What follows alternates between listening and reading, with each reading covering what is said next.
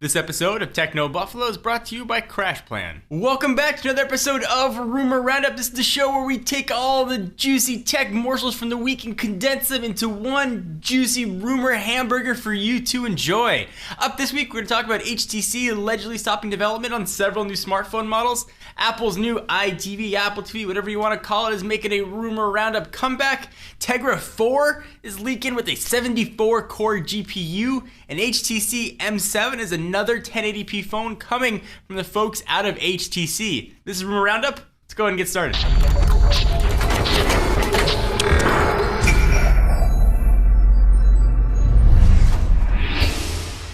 Alright, so let's start the Rumor Roundup with HTC. Last year, they released literally a boat ton of phones. You could have fit them all in a giant boat. Well, they said, no, we're going to slow our roll a little bit and release less phones next year, and that appears to be true. HTC has allegedly stopped development on several new smartphone models that it was originally planning to launch next year in 2013, according to a new report that came out last Wednesday. Smartphone maker still hopes that its shipments will increase by 10 to 15-ish%, but that's lower than 20 or 30% growth the firm was planning on during the first quarter of next year. We don't know which models HTC is suspended, although we already do know that it's not going to move forward with the development of a 5-inch Windows Phone 8 phablet due to the screen resolution limitations on Windows Phone platforms, which sucks. I would have loved an HTC Titan 3. Love Windows Phone on a giant, huge screen, would have been pretty sweet. It is possible that HTC will continue to instead focus on Android handsets over Windows Phone powered devices, since they seem to have a much more popular following.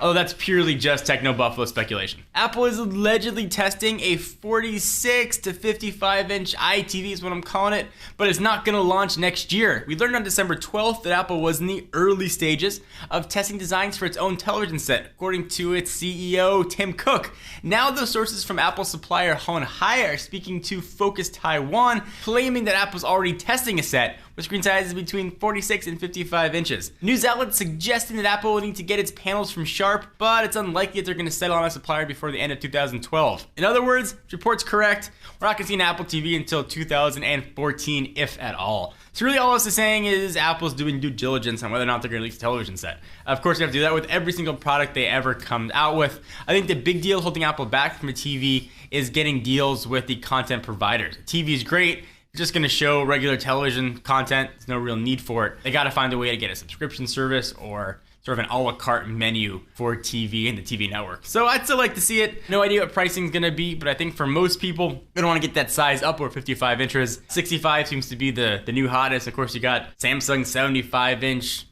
gold-plated monstrosity. Hopefully Apple will come up with bigger sets, if at all. Do you guys care about Apple TV? Is it just sort of a dead rumor at this point? I'd love to hear what you guys have to say. So we're obviously big fans of Nvidia and their Tegra processors around here, and Tegra 3 is pretty darn fast. But it looks like out with the old and with the new, Tegra 4 has started to leak out with a 74-core GPU. A recent leak is suggesting that the company is working on a Tegra 4 processor, which is called Wayne. All their processors have had comic book names. So Wayne, bring to Bruce. So a slide leaked that showed a 4+1 quad-core Eagle CPU that suggests it's going to be powered by ARM's Cortex A15 architecture, which the Verve notes was also codenamed Eagle. The new processor allegedly is going to pack a 72-core GPU, which is freaking incredible, and it's going to offer 6 times the graphics performance of Tegra 3. 6 freaking times. I can't even imagine what games are going to look like on Tegra 4. They look pretty awesome on Tegra 3, so you're going to have much more detail in the water, in the background.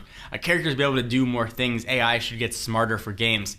Other features supposedly include support for 4K video playback. That's coming mainstream soon. Display resolutions up to a super sharp 2560 by 1600 pixels, and support for USB 3.0. We're not really sure when we're going to hear more about Tegra 4, when devices are going to hit the market, but we do hope Nvidia is going to talk about it during their CES press conference, which of course will be attending. So are you jealous of your friend's Droid DNA but want a little smaller screen? One of the phones HTC is supposedly going to be making is the M7, rocking a 4.7-inch screen and a gorgeous 1080p display. The phone is currently codenamed the M7, and it's apparently going to ship with a 1.7 GHz quad-core Qualcomm-produced processor, likely to Snapdragon Pro, 2 GB of RAM, 32 gigs of storage, LTE, and 42 megabits per second HSDPA support. 30 megapixel camera camera, 2 megapixel front-facing camera for video chat, Beats Audio, 2300 milliamp hour battery, and Android Jelly Bean. Those specs sound pretty freaking awesome to us, and we hope this rumor actually comes to fruition in the form of a new smaller 1080p handset from HTC. We're hopeful we'll see something during CES 2013, or at the very least,